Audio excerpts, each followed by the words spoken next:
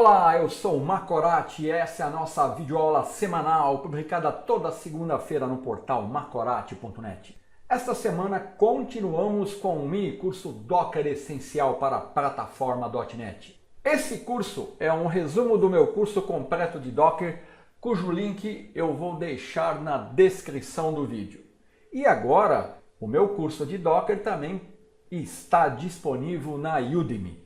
Confira! Nesta semana, nós veremos o que são e como funcionam as imagens no Docker. Nós já sabemos que os containers Docker são baseados em imagens e que um container sempre começa a partir de uma imagem. No Docker, tudo é baseado em imagens. Dessa forma, um container pode ser considerado uma instanciação de uma imagem. Fazendo um paralelo com o conceito de classe e a orientação ao objeto, a imagem seria a classe e os containers seriam os objetos, as instâncias dessa classe. Nós podemos considerar a imagem como um arquivo físico que contém as instruções para a criação e funcionamento, e o container como o processo executado na memória. Vamos então a uma definição formal do que é uma imagem. Uma imagem do Docker é um binário que inclui todos os requisitos para a criação e execução de um único container do Docker, bem como metadados que descrevem suas necessidades e capacidades, incluindo o código do aplicativo dentro do container, suas dependências e as configurações do runtime. Mas como se formam as imagens? Do que elas são compostas? As imagens Docker são compostas por camadas empilhadas sobre uma camada base. Cada camada adjacente à camada base corresponde uma instrução definida no momento da criação da imagem. Dessa forma, toda imagem é composta de uma ou mais camadas somente leitura em um sistema conhecido como Layered File System.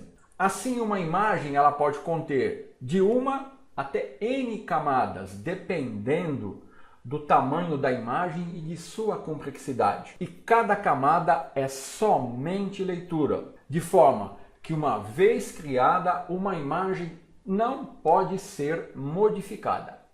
Eu vou abrir o terminal de comandos no meu ambiente. Vou exibir as imagens locais que eu tenho aqui no meu ambiente usando o comando Docker Images. Eu tenho 3 imagens, a imagem do Nginx, do Alpine e do Hello World. Eu vou remover a imagem do Nginx dando o comando Docker Image RMI e o ID do Nginx. Eu posso usar apenas os 4 identificadores do ID. Então eu estou removendo a imagem. Observe que no comando de remoção ele deletou aqui, algumas camadas. Agora eu vou baixar essa imagem novamente. Docker Image Pull, a imagem do Nginx. Ele vai baixar essa imagem lá do Docker Hub. Observe aqui que ele vai procurar localmente, não vai achar. E olha aqui, 3 camadas. 1, 2, 3. Então, isso mostra que a imagem do Nginx possui 3 camadas. Ele está terminando de baixar cada uma das camadas para montar a imagem. Para mim poder inspecionar, eu posso dar o comando Docker Image Inspect. Deixa eu ver qual que é o ID do Nginx aqui. Vou dar o Docker Images, vou dar o comando Docker Image Inspect e vou dar o ID 8C9C. Esse comando vai me inspecionar a imagem e olha aqui a informação sobre as camadas, layers. 3 camadas, isso aqui são os identificadores de cada camada. Vemos assim que as imagens elas são formadas por camada. Mas por que usar camadas e qual o benefício de usar camadas? Um dos benefícios em usar esse sistema de camadas é que elas podem ser reaproveitadas em outras imagens, sendo assim compartilhadas. Vamos entender como isso funciona. Vamos supor que eu tenha baixado no meu sistema local uma imagem Por exemplo, a imagem do Nginx, que possui essas camadas, que são aqui identificadas pelo seu ID. E eu vou baixar uma outra imagem do Nginx, uma outra versão da imagem. Então eu estou baixando a imagem, ele baixa a primeira camada, ele baixa a segunda. Na terceira camada, ele percebe que a camada é igual a uma camada que eu tenho numa imagem do Nginx na minha máquina local. Então ele não vai baixar essa camada, ele compartilha a camada que já existe na imagem local.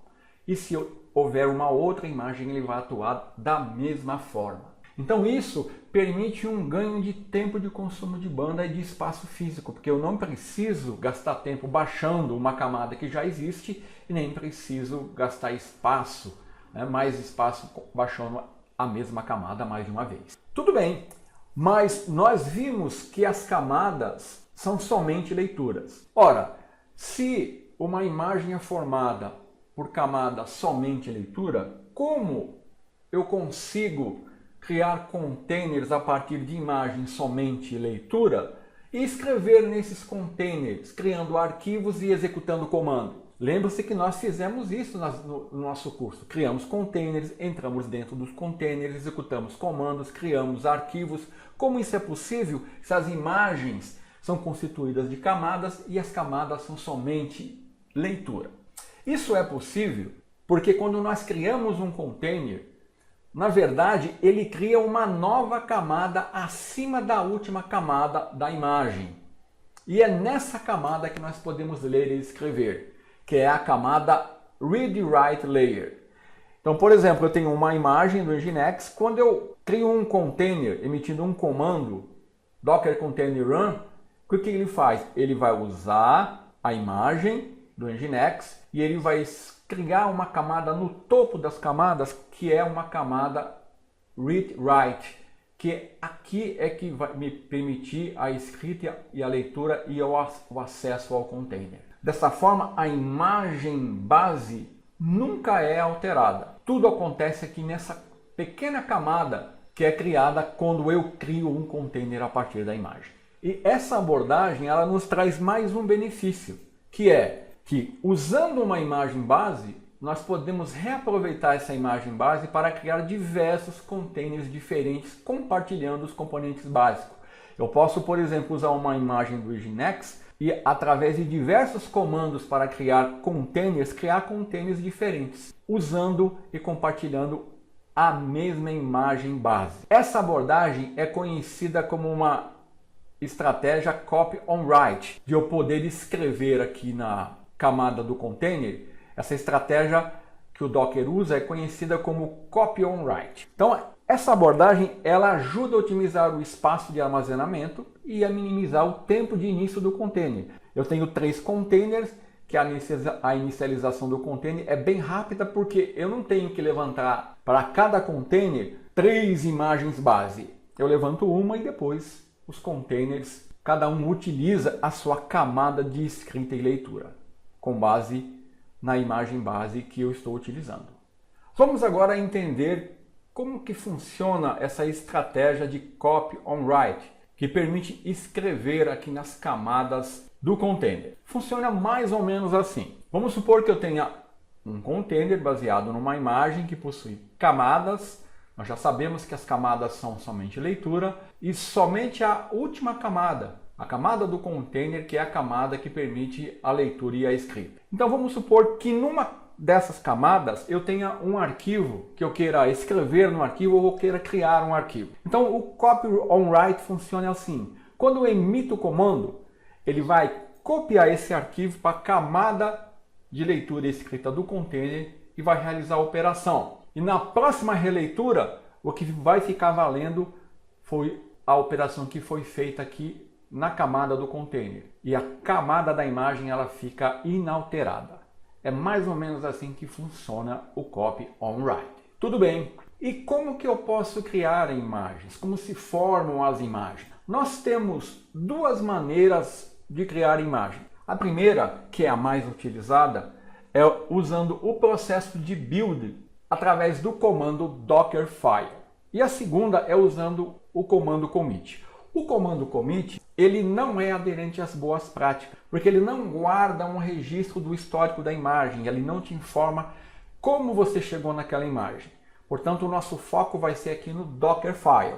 E adiantando, o processo funciona mais ou menos assim. O Dockerfile é um arquivo que você cria com esse nome, onde você define instruções para criar uma imagem a partir de uma imagem base e através do comando build, você vai criar uma imagem e a partir dessa imagem você pode criar os seus containers. Então o arquivo Dockerfile, ele é um arquivo texto com instruções, comandos e passos que é executado através do comando build para gerar uma imagem. A sintaxe é docker build, aqui é a tag, o nome da imagem que você quer criar e o ponto aqui representa a pasta aonde está a imagem base. Então nós podemos criar as nossas imagens usando o Dockerfile e o comando build, criando instruções para definir como as imagens serão geradas e o comando build vai gerar a imagem para nós e depois você pode distribuir essa imagem. Então na próxima aula nós vamos detalhar a criação de imagens e vamos falar um pouco mais sobre o Dockerfile. Até a semana que vem.